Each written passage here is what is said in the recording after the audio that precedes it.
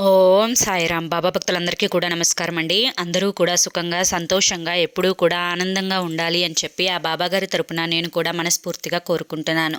ఈరోజు బాబాగారు అందించే సందేశం ఏంటి అంటే, ముందుగా మీ అందరికీ కూడా నా తరపు నుంచి ఉగాది శుభాకాంక్షలండి. ఈరోజు ఉగాది తరపున బాబాగారు, తల్లి 2 నిమిషాలు నువ్వు ఇది వింటే చాలు, నీకున్నటువంటి కష్టాలన్నీ కూడా పోయి ఈ సంవత్సరంలో నీకు అదృష్టాలు ఆనందాలు అనేవి పొందుతావు అని చెప్పి ఏదో తెలియని సందేశంతో బాబాగారు మన ముందుకు వచ్చారండి. మరి సందేశాన్ని వినే ముందు చాలామంది కూడా చెప్పుకోలేనటువంటి సమస్యలతోటి సతమతమైపోతూ వాటిని ఎలా తీర్చుకోవాలో తెలియక ఇబ్బంది పడిపోతూ ఉంటున్నారు. అటువంటి వారి కోసం శ్రీ షిరిడి సాయిబాబా శిష్యులతో జ్యోతిష్యం చెప్పబడిన గురూజీ శివరామరాజు గారు. Phone number 9959942255. మీరు ఇప్పటి వరకు ఎన్నో చోట్ల జ్యోతిష్యం చెప్పించుకొని మీరు ఆశించిన మార్పులు మీ జీవితాలలో జరగలేదని చెప్పి బాధపడి ఉంటారు. కానీ ఇక్కడ అస్సలు అలా జరగదండి. మీ సమస్యలు ఏవైతే ఉన్నాయో, ప్రేమ, పెళ్లి, ఉద్యోగం, రాజకీయం, సంతానం లేక ఇబ్బంది పడుతున్న, భార్యాభర్తల మధ్య సమస్యలున్నా, అప్పుల సమస్యలున్నా, ఎటువంటి సమస్యలకైనా కానీ గురువుగారి దగ్గర చక్కటి పరిష్కారం అనేది దొరుకుతుందండి. గురువుగారికి 50 సంవత్సరముల అనుభవం ఉంది. అలాగే భార్యాభర్తల మధ్య వశీకరణ, స్త్రీ మరియు పురుషుల మధ్య వశీకరణ కూడా 100% జరపబడును. ఎటువంటి సంతాన సమస్యలకైనా కానీ గురువుగారి దగ్గర చక్కటి పరిష్కారం దొరుకుతుంది. గురువుగారు మాకున్నటువంటి ఎన్నో రకాలైన సమస్యలు కూడా రోజులలోనే పరిష్కరించారు. అలాగే మీకున్నటువంటి ఏ సమస్యనైనా కానీ పరిష్కరించుకోవడానికి మీరు ఎన్నో ప్రయత్నాలు చేసి ఉంటారు కదా. చివరి ప్రయత్నం అనుకొని ఒక్కసారి ఈ స్క్రీన్ మీద కనిపిస్తున్న నెంబర్కి అయితే కాంటాక్ట్ అవ్వండి. మీకున్నటువంటి సమస్యలు అనేవి ఫోన్లోనే గురువుగారు మీకు ఆ సమస్యలకు పరిష్కారాన్ని చెప్తారు. వెంటనే కాంటాక్ట్ అవ్వండి. ఇక ఆలస్యం చేయకుండా బాబాగారి యొక్క సందేశం ఏంటో తెలుసుకుందాం. తల్లి, ఈరోజే ఉగాది అంటే మన యొక్క తెలుగు సంవత్సరాలలో ఈ యొక్క ఉగాది నుంచే కొత్త సంవత్సరం అనేది మొదలవుతుంది. ఈ యొక్క కొత్త సంవత్సరం పేరు పరాభవనామ సంవత్సరం. ఈ యొక్క సంవత్సరంలో ఎటువంటి కష్టాలు లేకుండా, బాధలు లేకుండా సంతోషంగా జీవించాలి అని చెప్పి మనస్ఫూర్తిగా నేను నిన్ను ఆశీర్వదిస్తున్నాను. బిడ్డ, ఏ కష్టం వచ్చినా, నష్టం వచ్చినా నేను నీకు తోడుగా అండగా ఉంటాను అని చెప్పి హామీ ఇస్తున్నాను. అలాగే నీకున్నటువంటి బాధలన్నింటినీ కూడా తొలగించి నీ జీవితంలోకి సుఖ సంతోషాలను తీసుకువస్తాను అని చెప్పి నేను నీకు ఒట్టేసి చెప్తున్నాను. బిడ్డ, నువ్వు దేని గురించి కూడా బాధపడవద్దు, దేని గురించి కూడా కంగారు పడవద్దు, దేని గురించి కూడా కలవరపడవద్దు. ఏది జరిగినా కూడా అది నీ మంచి కోసమే అని చెప్పి నువ్వు భావించి తీరాలి. ఏదైనా ఒకటి నీ నుంచి దూరమైంది అంటే కనుక అది నీకు అపాయం చేకూరుస్తుంది అన్న ఉద్దేశంతోటే దూరమైంది అని చెప్పి నువ్వు భావించాలి. అలాగే ఏదైనా ఒకటి నీకు దగ్గర అవుతుంది అంటే కనుక దాని నుంచి నీకు ఏదో లాభం చేకూరుతుంది అన్న ఉద్దేశంతోటే అది నీకు దగ్గరైంది అని చెప్పి భావించాలి.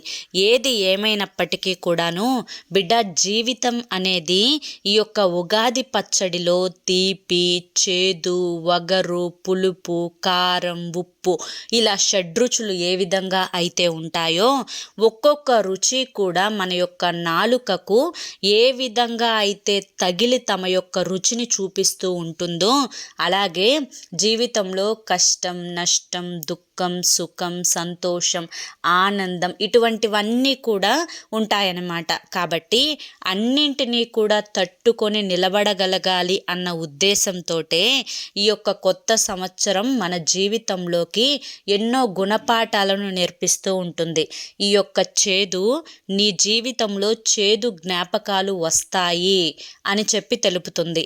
అలాగే వగరు కొన్నిసార్లు నీ జీవితం నీకు నచ్చినట్లుగా ఉండదు. అటువంటి సమయంలో నీ మనసు అనేది వద్దు, ఇది చేయకూడదు, ఇది రాకూడదు అని చెప్పి అనిపిస్తుంది.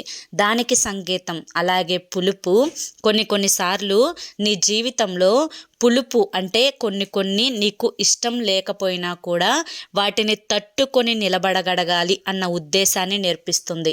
అలాగే ఉప్పు ఈ యొక్క అన్నింటినీ కూడా సమపాలల్లో నువ్వు భరించగలగాలి అనే ఓర్పుని, సహనాన్ని నీకు అందిస్తుంది. అలాగే కారం అప్పుడప్పుడు దుఃఖాలు వస్తాయి, కష్టాలు వస్తాయి, నష్టాలు వస్తాయి. అలాగే కారం ఎంత ఘాటుగా ఉంటుందో జీవితంలో కూడా కొన్ని చేదు ఘాటు జ్ఞాపకాలు అనేవి తగులుతూ ఉంటాయి అన్న ఉద్దేశాన్ని నేర్పిస్తుంది. ఇక తీపి తీపి అంటే సంతోషం, సుఖం, ఆనందం. జీవితంలో ఒక్కొక్కటిని దాటుకుంటూ వచ్చిన తర్వాత ఏ మనిషికైనా కానీ సంతోషం అనేది కూడా వస్తుంది. కానీ వీటన్నింటినీ కూడా సమపాలల్లో కలుపుకొని ఉగాది పచ్చడిని మనం ఏ విధంగా అయితే స్వీకరిస్తామో ఈ ఉగాది పచ్చడిలో ఒక్కొక్క రుచి కూడా సైంటిఫిక్గా చూసుకున్నా కూడా మన యొక్క శరీరంలో చెడు వ్యర్థాలను బయటకు పంపించడానికి, అలాగే మనకున్నటువంటి వాత పిత్త లక్షణాలను దూరం చేయడానికి, అలాగే ఇమ్యూనిటీ పవర్ను పెంచడానికి ఈ ఉగాది పచ్చడి ఉపయోగపడుతుంది. అలాగే నీ జీవితంలో కూడా నువ్వు ఎండకు ఎండి వానకు తడిసి దుఃఖానికి బాధపడి కన్నీటిని దాటుకొని సంతోషాల మార్గంలో అడుగు పెట్టడానికి కూడా నీకు ఈ యొక్క ఉగాది నుంచి నువ్వు నేర్చుకోవాల్సినటువంటి పాఠం. బిడ్డ, ఇవన్నీ కూడా నేను నీకు ఎందుకు చెప్తున్నాను అంటే కనుక ఈ యొక్క కొత్త సంవత్సరంలో కూడా అన్నీ నీకు సంతోషాలు ఉంటాయి అని చెప్పి నేను చెప్పను. అలా అని అన్ని బాధలు వస్తాయి అని కూడా నేను చెప్పను. కానీ ఏదైనా కానీ బాధ కలిగినప్పుడు, దుఃఖంగా అనిపించినప్పుడు, మనసులో బాధ అనేది ఎవరికి చెప్పుకుంటే నీ బాధ తీరుతుంది అని చెప్పి నువ్వు గ్రహించి నీ బాధను తీర్చే వారికి నువ్వు చెప్పుకోవాలి. అలా కాకుండా ఎవరికి పడితే వారికి నీ బాధను చెప్పుకోకూడదు. ఎందుకు అంటే ఈ రోజున నీ బాధను చూసి అయ్యో పాపం అని చెప్పి అనేవాళ్ళే రేపటి రోజున నీ బాధలన్నింటినీ కూడా విన్న తర్వాత నిన్ను చాలా తక్కువగా, చాలా చిన్న చూపుగా చూస్తూ ఉంటారు. అలాగే నువ్వు పడుతున్న బాధలని వాళ్ళు అర్థం చేసుకోకపోగా నీ గురించి 10 మందికి చెడుగా ప్రచారం చేస్తారు. కాబట్టి నువ్వు గ్రహించాల్సింది ఏంటి అంటే మొదటిగా నీ వాళ్ళు ఎవరు, పరాయి వాళ్ళు ఎవరు అని చెప్పి, ఎంత నీ తోడుగా ఉన్నా, ఎంత నీ రక్త సంబంధమైనా, ఎంత నీ జీవిత భాగస్వామి అయినా, ఎంత నీ చుట్టుపక్కల ఉండే నీ యొక్క బంధుమిత్రులైనా కానీ నీ వారు కాకపోవచ్చు. కాబట్టి వాస్తవాన్ని గ్రహించి వాస్తవంతో నీ యొక్క బాధలను పంచుకో. అర్థమైందా? ఇక తర్వాత సుఖం, సంతోషం, ఆనందం. మనిషి జీవితం వీటి కోసమే ఎదురు చూస్తూ ఉంటుంది. సుఖాల కోసం, సంతోషాల కోసం, ఆనందాల కోసం. కానీ భగవంతుడు వారి యొక్క కర్మలను అనుసరించి కర్మానుసారంగా ఎవరికి ఏ సంతోషాన్ని ఇవ్వాలి, ఎవరికి ఏ అదృష్టాన్ని కలిగించాలి, ఎవరికి ఏ అదృష్టం ద్వారా వచ్చే ఆ యొక్క సంతోషం, ఆ యొక్క రుచిని చూపించాలి అని చెప్పి అనుకుంటారు. అంటే ఆ కర్మ అనేది ఒకటి ఉంటుంది కదా, అది దానిని బట్టి నిర్దేశించబడి ఉంటుంది. కాబట్టి నువ్వు కష్టాన్ని, నష్టాన్ని, సుఖాన్ని, సంతోషాన్ని రెండింటినీ కూడా ఒకే దృష్టితోటి చూడగలగాలి. కష్టం వచ్చినప్పుడు కృంగిపోయి అయ్యో నాకు ఈ బాధలు వచ్చాయి, నాకు ఈ కష్టాలు వచ్చాయి, నేను ఈ బాధలు పడలేకపోతున్నాను అని చెప్పి నువ్వు మనసుని బరువుగా మార్చుకోకూడదు. ఈ కష్టం శాశ్వతం కాదు అని చెప్పి గమనించాలి. అలాగే సంతోషం వచ్చినప్పుడు ఎగిరెగిరి పడకూడదు. ఈ సంతోషం కూడా శాశ్వతం కాదు అనే నువ్వు గమనించాలి. ఎందుకు అంటే ఎప్పుడూ కూడా ఏది కూడా నిన్ను అంటి పెట్టుకొని ఉండదు. కష్టం వస్తూ ఉంటుంది, పోతూ ఉంటుంది. సంతోషం కూడా వస్తూ ఉంటుంది, పోతూ ఉంటుంది. కాబట్టి నువ్వు అన్నింటినీ కూడా బ్యాలెన్స్డ్గా ఈ సంవత్సరంలో చేసుకుంటూ వెళ్ళిపోవాలి. ఇక తర్వాత ఈ సంవత్సరంలో నువ్వు చేయవలసినటువంటి మరొక పని ఏంటి అంటే కనుక నువ్వు నీ మీద శ్రద్ధను చూపుకోగలగాలి. మనిషికి ఆశ అనేది ఉంటుంది. ఆశకు అంతు లేదు. ఆశకి వయసుతో కూడా సంబంధం లేదు. ఆశ చిన్నపిల్లల్లాగా గంతులేస్తూ ఉంటుంది. అన్నీ కావాలి అని చెప్పి కోరుకుంటుంది. కానీ ఇప్పుడున్న ఈ సమాజంలో ప్రతి మనిషి కూడా అనేక రకాలైనటువంటి అనారోగ్య సమస్యలతోటి బాధపడుతూ ఉన్నారు. కాబట్టి ఈ సంవత్సరంలో మొదటిగా నువ్వు తెలుసుకోవాల్సిన విషయం ఏంటి అంటే నువ్వు కొన్న బంగారాన్ని జాగ్రత్తగా బీరువాలో దాచిపెట్టుకుంటావు. అలాగే నువ్వు కొన్న స్థలాన్ని రోజుకొకసారైనా వెళ్ళి చూసుకుంటూ ఉంటావు. నువ్వు ఎంతో ప్రేమగా కట్టుకున్నటువంటి ఇంటిని ఎక్కడ ఏ దుమ్ము ధూళి పడకుండా శుభ్రపరుచుకుంటూ ఉంటావు. అలాగే ఆ ఇంటిని చూసి, ఆ స్థలాలను చూసి, ఆ పొలాలను చూసి, ఆ బంగారాన్ని చూసి మురిసిపోతూ ఉంటావు. కానీ నిజమైన ఆస్తులు అవి కాదు తల్లి. నిజమైన ఆస్తులు నీ యొక్క శరీరం, నీ యొక్క ఆరోగ్యం. ఎందుకు అంటే ఈ భూమి మీదకి నువ్వు ఒంటరిగానే వచ్చావు, ఒంటరిగానే వెళ్ళిపోవాలి. ఎన్ని సంపాదించినా ఏది నువ్వు తీసుకొని వెళ్ళవు. కాబట్టి నీ యొక్క శరీర ఆరోగ్యం కోసం నువ్వు తినవలసిన ఆహారం ఏంటి, నువ్వు చేయవలసిన పనులు ఏంటి, నువ్వు వ్యాయామం ఎంతసేపు చేయాలి, నువ్వు తినే ఆహారంలో సరైన పోషకాలు ఉన్నాయా లేదా, అలాగే నువ్వు ఎంతసేపు ఏదైనా శ్రమను చేస్తే నీ శరీరం గట్టిపడుతుంది, అలాగే కొన్ని చెడు ఆలోచనలను, నీ మనసుకి కష్టాన్ని కలిగించే మాటలను, నీ మనసుకి బాధను కలిగించే వారిని, ప్రతి ఒక్కరిని కూడా, ప్రతి బాధని కూడా, ప్రతి సమస్యని కూడా నీ మనసుకి దూరంగా ఉంచే ప్రయత్నం చేయాలి. నీ మనసు ఎప్పుడూ కూడా విశాలంగా తెల్లటి కాగితంలాగా ఉండాలి. అప్పుడే నీ యొక్క మనసు ఉండే స్థితిని బట్టి నీ యొక్క ఆరోగ్య పరిస్థితి అనేది ఆధారపడి ఉంటుంది. కాబట్టి ఆరోగ్యాన్ని మొదట చూసుకో. ఈ శరీరమే ఒక దేవాలయం. ఈ దేవాలయంలోకి నువ్వు పంపించే ఆహార పదార్థాలు ఈ దేవాలయాన్ని ఎంతవరకు శుద్ధి చేయగలుగుతాయి, నిన్ను ఎంతవరకు ఆరోగ్యంగా ఉంచగలుగుతాయి, ఇటువంటివన్నీ కూడా చూసుకొని దానిని బట్టి నువ్వు ఆహారాన్ని స్వీకరించు. నీకు ఏ చిన్న అనారోగ్యం వచ్చినా కూడా నిర్లక్ష్యం చేయకుండా వెంటనే వైద్యున్ని సంప్రదించు. ఎందుకు అంటే ఈ భూమి మీద ఆయుష్ అనేది ఎవరికి ఎప్పుడు ఉంటుందో, ఎప్పుడు పోతుందో ఎవ్వరికీ తెలియదు. కానీ ఉన్నంత కాలం కూడా శరీరాన్ని ప్రేమించుకోవాలి, అలాగే ఆరోగ్యాన్ని జాగ్రత్తగా చూసుకోవాలి. ఇక్కడ ఎవరి కోసం టెన్షన్లు పడవద్దు, ఎవరి కోసం కూడా ఆలోచించవద్దు, ఎవరి కోసం కూడా బాధలు పెట్టుకోవద్దు. డబ్బు కోసం డబ్బు వెంట పడి వెనక్కి తిరిగి చూసుకుంటే నీ యొక్క జీవితంలో ఆనందాన్ని అనుభవించే క్షణాలు, అలాగే నీ జీవితంలో నీ యొక్క వారితోటి గడిపే సమయం, ఇవన్నీ కూడా ఏవి ఉండవు. చివరికి నువ్వు ఆ డబ్బు కోసం వెంపర్లాడే ఆ ఇదిలో నువ్వు కష్టపడ్డ కష్టం వల్ల నీకు అనారోగ్య సమస్యలు రావడమే తప్ప నీకు ఆ యొక్క రూపాయి రేపటి రోజున నువ్వు మంచాన పడితే బ్రతికిస్తుందేమో కానీ కోల్పోయినటువంటి నీ ఆరోగ్యాన్ని తిరిగి పూర్తిగా యథాస్థానానికి తీసుకురాలేదు అన్న విషయాన్ని గుర్తుంచుకో. కాబట్టి నీ శరీరం, నీ ఆరోగ్యం, నీ మనసు ఈ సంవత్సరంలో నువ్వు జాగ్రత్తగా చూసుకోవాలి.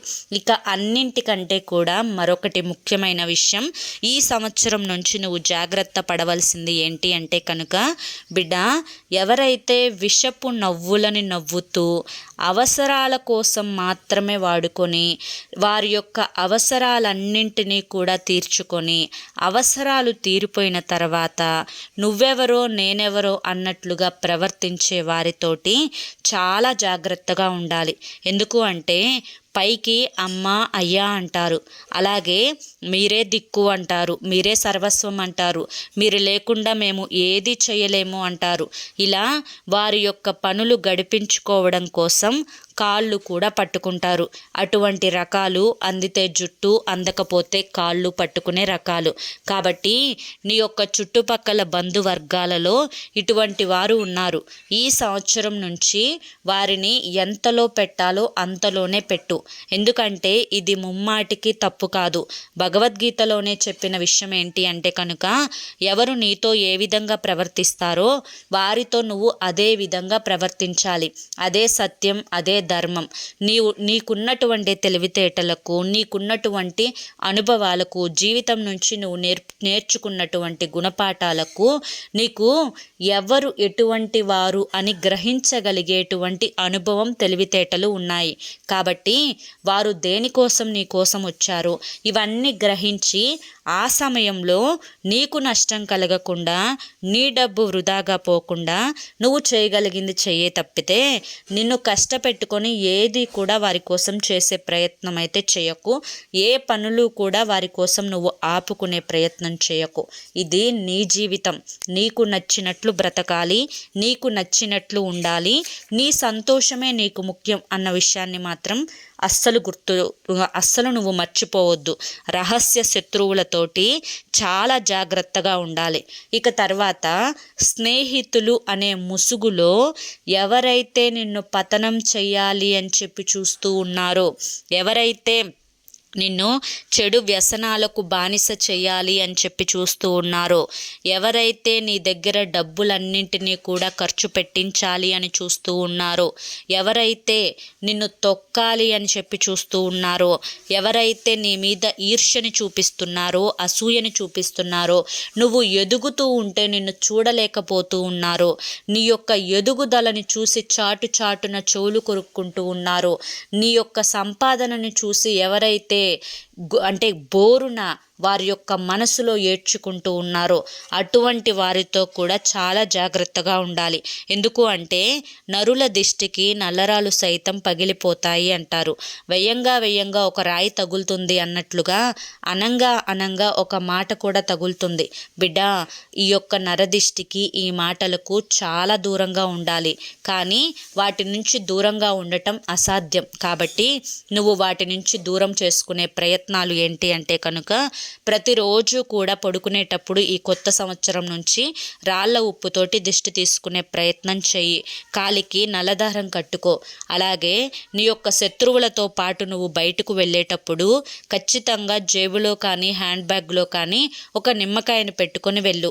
ఇంటికి వచ్చిన తర్వాత అదే నిమ్మకాయతోటి సవ్య దిశలో 3 సార్లు, అపసవ్య దిశలో 3 సార్లు దిష్టి తీసివేసుకొని ఆ నిమ్మకాయను దూరంగా విసిరేసి కాళ్ళు, చేతులు, మొహము కడుక్కొని లోపలికి రా. అలాగే నెలలో వచ్చే ఒక అమావాస్య రోజు ఎర్ర నీళ్ళతోటి దిష్టి తీసివేసుకుంటూ ఉండు. అలాగే నువ్వు చేసే పనులు ముందుగా చెప్పడం కానీ, అలాగే నీకు వస్తున్నటువంటి ఆదాయం గురించి ఇతరులతోటి పంచుకోవడం కానీ, అలాగే నువ్వు కొంటున్నటువంటి ఆస్తుల విషయాలు కానీ, సేవింగ్స్ విషయాలు కానీ ఇతరులతోటి చెప్పడం కానీ పొరపాటున కూడా నువ్వు ఎప్పుడూ చేయవద్దు. ఎందుకంటే ఎవ్వరూ మనవాళ్ళు కాదు అనే విషయాన్ని నువ్వు గుర్తుంచుకోకపోతే చాలా వరకు కూడా నష్టపోయే ప్రమాదం ఉంది. బిడ్డ, ఈ యొక్క లోకం అనేది చాలా విచిత్రమైనది. ఈ యొక్క ప్రపంచంలో అందరూ కూడా ఒక్కొక్క మనస్థితితోటి ఉంటారు. నీకులాగానే మంచిగా ఆలోచిస్తారు, అందరి మంచి కోరుకుంటారు, అందరూ బాగుండాలి, అందులో నేను కూడా ఉండాలి అని చెప్పి కోరుకుంటారు. అలాగే అందరూ ఆరోగ్యంగా ఉండాలి అని కోరుకుంటారు. అందరూ ఈర్ష్య అసూయలతోటి ఉండకూడదు అని అనుకుంటారు. ఇలా భ్రమలో బ్రతకమాకు. ఎందుకు అంటే ఇక్కడ రక్త సంబంధికులే అవసరాల కోసం వాడుకొని పక్కకు నెట్టేసేటువంటి రోజులలో బ్రతుకుతూ ఉన్నావు. ఇక్కడ ఎవ్వరూ నీ వాళ్ళు కాదు. నీకు నువ్వే ముఖ్యం. నీకు నువ్వే జాగ్రత్తగా ఉండాలి. నీకు నువ్వే జాగ్రత్తగా నీ యొక్క శరీరాన్ని, ఆరోగ్యాన్ని చూసుకోవాలి. నీ రూపాయి నీకే ఉపయోగపడుతుంది. ఈ రోజున అయ్యో పాపం అన్నవాళ్ళు రేపటి రోజున వచ్చి నీకు ఆపదలో ఉన్నారు అని కనీసం ఒక 100 రూపాయలు కూడా చేతిలో పెట్టరు. కాబట్టి నువ్వు జనాలతో జాగ్రత్తగా ఉండు. అలాగే ఎదుటి వారి యొక్క గొడవలలో జోక్యం చేసుకోకు. అలాగే అలివి కాని చోటి దగ్గరికి వెళ్ళి కూర్చోవద్దు. అలాగే విలువ ఇవ్వని వారితోటి ఎక్కువగా మాట్లాడొద్దు. విలువ లేని చోటికి కూడా వెళ్ళవద్దు. ఎవరైతే నిన్ను అవసరం అని చెప్పి నిన్ను పిలుస్తారో వారి దగ్గరికి వెళ్ళి మాత్రమే కూర్చో. నీకు కొంతమంది వ్యక్తుల గురించి బాగా తెలుసు కదా. అవమానించే ఆ యొక్క వ్యక్తులు నీ యొక్క అవమానాలు ఎన్ని చేశారో, కాబట్టి అటువంటి వారితో కూడా ఎంతవరకు మాట్లాడాలో అంతవరకు మాట్లాడాలి. ఏ రోటి దగ్గరికి వెళ్ళినప్పుడు ఆ రోటి పాటే పాడాలి. ఇవన్నీ కూడా తెలుసుకొని ఈ యొక్క జీవితంలో చాలా వరకు కూడా ఇప్పటికే గుణపాఠాలు నీకు చాలా అయ్యాయి, కానీ ఇంకొన్ని నేర్చుకోవాలి. ఈ సంవత్సరం అంతా కూడా సంతోషాలని, ఆనందాలని, ఐశ్వర్యాలను, ఆరోగ్యాన్ని, అదృష్టాలని అన్నింటినీ కూడా నీ జీవితంలోకి ఆ ఈశ్వరుడు ప్రసాదించాలి అని చెప్పి మనస్ఫూర్తిగా నేను కూడా నిన్ను ఆశీర్వదిస్తున్నాను తల్లి అని చెప్పి ఈరోజు బాబాగారు మనకి చాలా చక్కటి సందేశాన్ని అందించారండి. మరి ఈ సందేశంలో మనం అర్థం చేసుకోవాలే కానీ ఒక తండ్రి స్థానంలో ఉండి బాబాగారు మన మంచి కోసం ఎంత మంచి మాటలు చెప్పారో కదా ఈరోజు. మరి బాబాగారు అందించిన ఈ సందేశం మీ అందరికీ కూడా నచ్చింది, అర్థమైంది అని చెప్పి అనుకుంటున్నాను. నచ్చింది, అర్థమైంది అని చెప్పి అనిపిస్తే ఈ వీడియోకి ఒక లైక్ ఇవ్వండి. లైక్ ఇచ్చిన వెంటనే హైప్ అని వస్తుంది, హైప్ ఇవ్వండి. కింద కామెంట్ సెక్షన్లో ఓం సాయిరామ్ అని చెప్పి కామెంట్ చేయండి. మొదటిసారి మన సాయి పిలుపు ఛానల్లోకి వచ్చినట్లయితే మన ఛానల్ని సబ్స్క్రైబ్ చేసుకొని సపోర్ట్ చేయండి. మరి రేపు మరొక మంచి వీడియోతోటి మళ్ళీ కలుసుకుందాం. అంతవరకు కూడా బాబాగారి యొక్క ఆశీస్సులు మీ మీద, మీ కుటుంబ సభ్యుల మీద ఎల్లకాలం ఉండాలి అని చెప్పి మనస్ఫూర్తిగా కోరుకుంటూ మరొక్కసారి మీ అందరికీ కూడా ఉగాది శుభాకాంక్షలు చెప్పుకుంటూ రేపటి వీడియోలో మళ్ళీ కలుసుకుందాం. సర్వేజన సుఖినో భవంతు. ఓం సాయిరామ్.